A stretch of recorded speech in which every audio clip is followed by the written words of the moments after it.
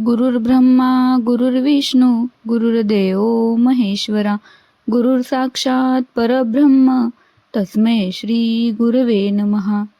सात्संगतजी प्रेमाने बोलूया. धन्यरंकारजी. सात्संगत, आजच्या युगातील या मनुष्याला ब्रह्मज्ञानाची खरंच खूप गरज आहे. आणि हे ब्रह्मज्ञान आपल्याला असं सामान्य माणूस कोणीही देऊ शकत नाही, कारण ते आपल्याला फक्त सद्गुरूकडूनच प्राप्त होऊ शकतं. आज बघा, माणूस भौतिक सुखासाठी धडपड करतोय, परंतु मिळतंय काय? क्षणिक सुख, बेचैनी, अस्थिरता आणि या सर्व गोष्टी समाधानाच्या, अंतर्मनाच्या, चिरकाल टिकणाऱ्या शांतीच्या आड येतात. मग मनामध्ये प्रश्न उभा राहतो की या जगामध्ये आणि मनुष्याच्या मनामध्ये शांतीचं साम्राज्य कसं स्थापित होईल. म्हणूनच सद्गुरू बाबा हरदेवसिंहजी महाराज म्हणतात की जर सुख, शांती, नव्या युगाची मागणी असेल तर त्यासाठी एकमेव साधन म्हणजे आध्यात्मिक जागृती आहे. मी कोण आहे, कुठून आलो, कशासाठी आलो आणि मृत्यूनंतर जाणार कुठे, या प्रश्नांची उत्तरं आपल्याला आध्यात्मिक जागृतीच्या माध्यमातून म्हणजेच सद्गुरूकडून प्राप्त होणाऱ्या ब्रह्मज्ञानाच्या माध्यमातूनच प्राप्त होतात. आपल्याला या आध्यात्मिक जागृतीच्या माध्यमातूनच ईश्वर हा निराकार असून सर्वव्यापी आहे आणि तो प्रत्येकामध्ये आहे याची जाणीव होते. जेव्हा ब्रह्मज्ञान प्राप्त होतं तेव्हाच ब्रह्मास्मीचा अर्थ समजतो. ब्रह्मज्ञान घेतलं की सर्व काही साधलं हा गैरसमज चुकीचा आहे. कारण अंतर्मनाची चिरकाल टिकणारी शांती प्राप्त करण्याचा प्रवास म्हणजेच भक्तीचा प्रवास आणि या प्रवासाची पहिली पायरी म्हणजे ब्रह्मज्ञान आहे. सात्संगतजी, ब्रह्मज्ञान ही या परमात्म्याबद्दलची माहिती आहे. जर भक्तीचा खरा आनंद घ्यायचा असेल तर ब्रह्मज्ञान जीवनामध्ये अंगीकारावं लागेल.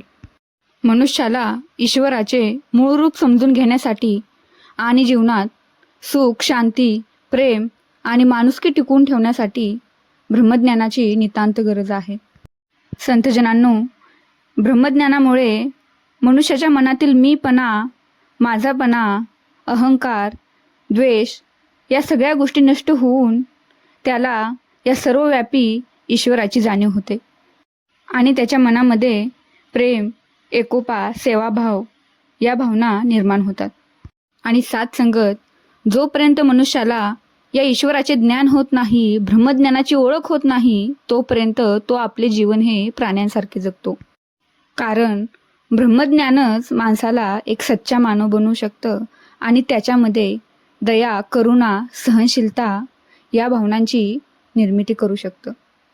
सात्संगत, बघा, एखादा जो भौतिक सुखासाठी जगणारा सर्वसामान्य मनुष्य असतो तो बघा जातपात, भेदभाव किंवा मनात वैर, द्वेष या सगळ्या भावना घेऊन जगत असतो.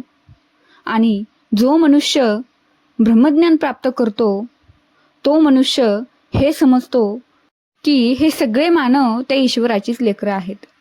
असा मनुष्य त्या सगळ्या मानवांमध्ये त्या ईश्वराला पाहतो. कोणाबद्दलही मनात वैर, द्वेष, भेदभाव या गोष्टी आणत नाही. सगळ्यांशी प्रेम, एकोपा आणि नम्रतेनेच वागतो. संतजनांनो, ब्रह्मज्ञानानंतर मनुष्य सत्संग, सेवा, सिमरण या मार्गाने चालतो आणि त्याचे जीवन निष्पाप आणि सदाचारी बनवतो. पण सात्संगत, आजचा मनुष्य ब्रह्मज्ञान अंगीकारायला नकार देतोय. या सर्व गोष्टींच्या उलट चालतोय. बघा, झाडे, फळे, फुले, हे उंच उंच डोंगर, खळखळत वाहणाऱ्या नद्या, अथांग असा समुद्र, अमाप आकाश, सूर्य, चंद्र, तारे, हे अनंत ब्रह्मांड या सर्व वस्तू परमात्म्याने सृष्टीतील प्रत्येक जीवासाठी बनवलेल्या आहेत. पण परमात्म्याने दिलेल्या या उपहाराचा माणूस मात्र स्वार्थी व संकुचितपणे उपयोग करतोय आणि प्रदूषण, जंगलतोड, नैसर्गिक संसाधनांचा अपव्यय करून यांना हानी देखील पोचवतोय. संतजनांनो, बघा, दरवर्षी रावणाचे पुतळे जाळले जात आहेत, पण मनुष्याच्या मनामधील वाईट विचाररूपी रावण अजूनही जिवंत आहे आणि या सर्व गोष्टींना कारणीभूत हा मनुष्यच आहे, कारण तो अजूनही अज्ञान आहे. त्याने जर हे ब्रह्मज्ञान अंगीकारलं तर या सर्व गोष्टींपासून त्याची आपोआपच मुक्ती होणार आहे. सात्संगत जर मनुष्याला खरोखरच या भौतिक सुखातून, या मोहमायेतून मुक्ती हवी असेल, सुटका हवी असेल, तर सद्गुरूला शरण जाणं गरजेचं आहे. आणि सद्गुरूला शरण जाऊन सद्गुरूकडून ब्रह्मज्ञान प्राप्त करून सद्गुरूच्या वचनाला मनात सर्वोच्च स्थान द्यावं लागेल. संतजनांनो, हृदयातील ते स्थान जे मीराबाईंनी श्रीकृष्णाला दिले, जे संत तुकोबांनी विठ्ठलाला दिले, जे शबरीजींनी श्रीरामजींना दिले, ते स्थान सद्गुरू व सद्गुरूंच्या वचनांना द्यावं लागेल. तरच या सगळ्या गोष्टीतून मनुष्याची सुटका आहे. सद्गुरूचरणी एवढीच प्रार्थना आहे की मनुष्याने वाईट मार्ग सोडून सत्संग, सेवा, सिमरन या मार्गाने चालून आपल्या आयुष्याचं हित करून घ्यावं. सात्संगतजी प्रेमाने बोलूया. धन्य निरंकारजी.